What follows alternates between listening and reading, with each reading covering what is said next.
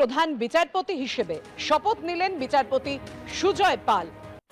কলকাতা হাইকোর্টের বিচারপতি নিয়োগ নিয়ে আজ আমরা কথা বলব, কিন্তু তার আগে কলকাতা হাইকোর্ট সম্বন্ধে সংক্ষেপে জেনে নেব।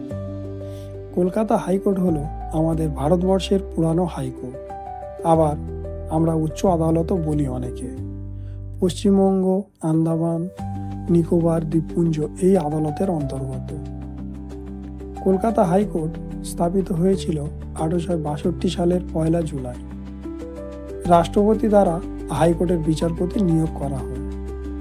হাইকোর্টের বিচারপতি 62 বছর পর্যন্ত পদে থাকতে পারেন।